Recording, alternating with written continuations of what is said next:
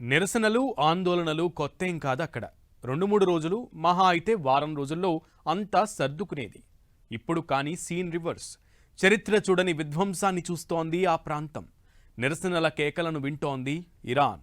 టెహ్రాన్లో వ్యాపారులు మొదలుపెట్టినటువంటి ఆందోళనలు దేశమంతా వ్యాపించాయి. దీంతో ఇరాన్ రావణ కాష్టంలా రగిలిపోతోంది. 10 రోజుల్లో 2500 మందికి పైగా చనిపోయారు. నిజంగా ఇరాన్లో పరిస్థితి అంత దారుణంగా ఉందా? ఆందోళనలపై అమెరికా ఏమంటోంది? ట్రంప్ ఏం చెప్తున్నారు?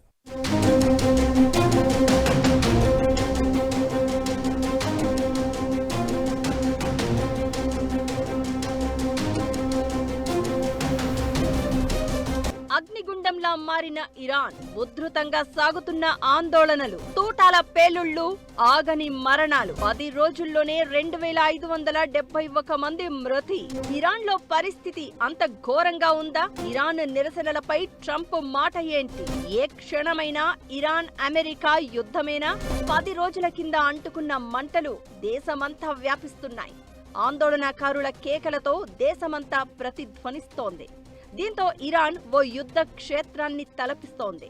నిరసనలను అణచివేసేందుకు ప్రభుత్వం చేపట్టిన హింసాత్మక చర్యల్లో ఇప్పటి వరకు 2571 మంది ప్రాణాలు కోల్పోయారు. వీరిలో 2400 మంది నిరసనకారులు కాగా 147 మంది భద్రతా సిబ్బంది ఉన్నారు. ఈ అల్లర్లతో ఏమాత్రం సంబంధం లేని 12 మంది చిన్నారులు, 9 మంది సాధారణ పౌరులు కూడా తూటాలకు బలయ్యారు. దాదాపు 18,000 మందిని భద్రతా బలగాలు అక్రమంగా అరెస్ట్ చేసినట్లు మానవ హక్కుల సంస్థలు చెప్తున్నాయి. ఇప్పుడు ఇరాన్ అగ్నిగుండంలా కనిపిస్తోంది. దేశమంతా అల్లకల్లోలంగా మారింది. ఇరాన్లో ఆందోళనలకు మద్దతు విషయంలో మొదటి నుంచి మద్దతు తెలుపుతున్న ట్రంప్ ఇప్పుడు జరుగుతున్న పరిణామాలపై ఘాటుగా రియాక్ట్ అయ్యారు. ఇరాన్ ప్రభుత్వంతో జరగాల్సిన చర్చలను రద్దు చేస్తూ సంచలన నిర్ణయం తీసుకున్నారు. ప్రస్తుతం ఇరాన్లో ఇంటర్నెట్, SMS సేవలు పూర్తిగా నిలిచిపోయాయి. కేవలం ప్రభుత్వ వెబ్సైట్లు మాత్రమే పనిచేస్తూ ఉండడంతో బ్యాంకింగ్ లావాదేవీలు స్తంభించాయి. టెహ్రాన్ వీధుల్లో భద్రతా బలగాలు నిరంతరం గస్తీ కాస్తున్నాయి. ఇరాన్ మారణ హోమంపై అమెరికా అధ్యక్షుడు ట్రంప్ తీవ్రంగా స్పందించారు. హత్యలు ఆపే వరకు ఇరాన్ అధికారులతో తాను జరిపే అన్ని సమావేశాలను రద్దు చేస్తున్నట్లు ప్రకటించారు. ఇకటు ఇరాన్ ఆందోళనకారులకు ఓపెన్ గా మద్దతు ప్రకటించారు.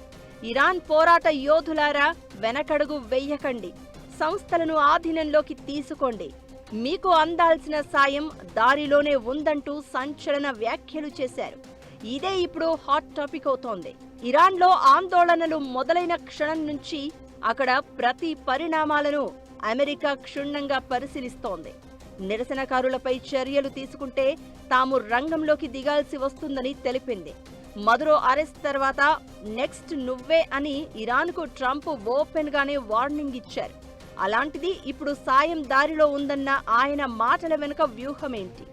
ఇది అమెరికా సైనిక చర్యకు సంకేతమా అనే చర్చ నడుస్తోంది.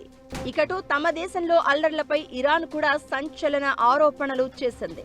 నిరసనలను విదేశీ కుట్ర అంటున్న సుప్రీం లీడర్ ఖమేనీ దీని వెనక అమెరికా, ఇజ్రాయిల్ హస్తం ఉందని పదే పదే వార్నింగులు ఇస్తున్నారు. ట్రంపే ఈ హత్యలకు కారణమంటూ విమర్శలు చేస్తూ టెహ్రాన్ ఇప్పుడు ప్రకటన విడుదల చేసింది. తమ దేశంలో రాజకీయ అస్థిరతను ట్రంప్ ప్రోత్సహిస్తున్నారని, ఇది సార్వభౌమత్వానికి ముప్పు అని యుఎన్లో ఇరాన్ రాయబారి చెప్పారు. జరగబోయే పరిణామాలకు అమెరికా, ఇజ్రాయిల్ సమిష్టిగా బాధ్యత వహించాల్సిందే అని హెచ్చరించారు. ఇక ఒకవైపు అణచివేత ద్వారా ఆధిపత్యం ప్రదర్శిస్తూనే జనాల నుంచి తమకు మద్దతు ఉందని చూపేలా ర్యాలీలను ఖమేనీ ప్రభుత్వం ప్రోత్సహిస్తోంది. నిరసనకారులపై కఠిన చర్యలు అంతర్జాతీయ ఆగ్రహానికి దారితీస్తున్నాయి.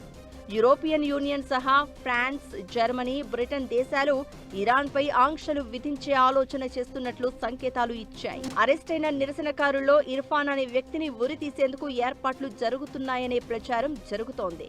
అయితే ఆందోళనలు ఇలానే కొనసాగితే మరికొందరికి అదే పరిస్థితి తప్పదంటూ ఖమేనీ ప్రభుత్వం హెచ్చరించినట్లుగా తెలుస్తోంది.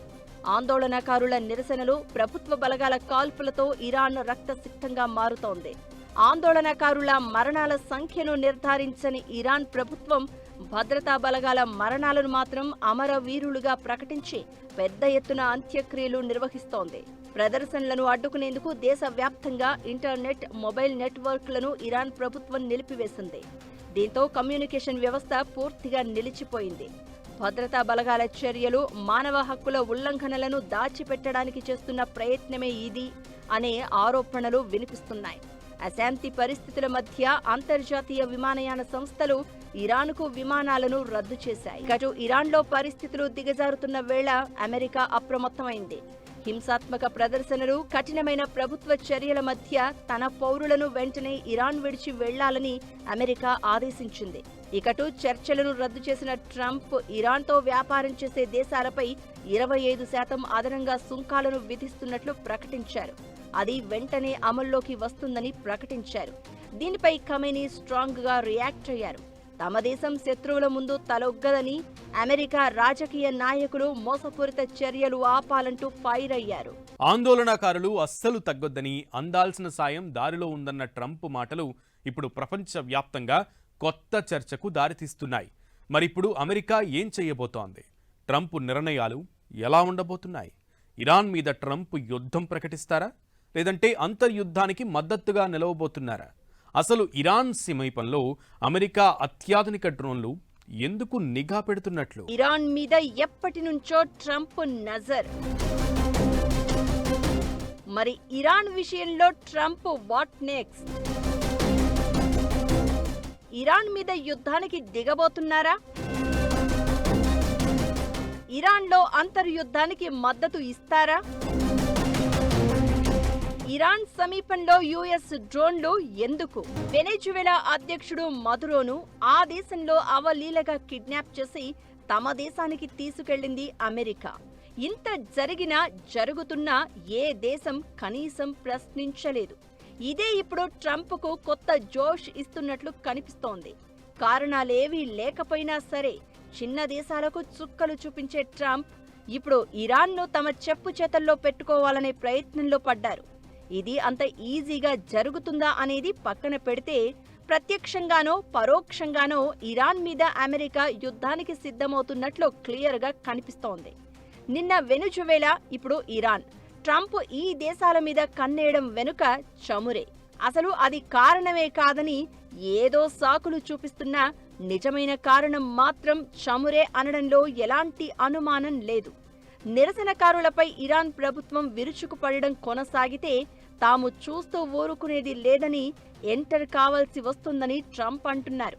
ఇరాన్ జనాలు స్వేచ్ఛా స్వాతంత్ర్యాల కోసం ఎదురు చూస్తున్నారని చెప్తున్నారు.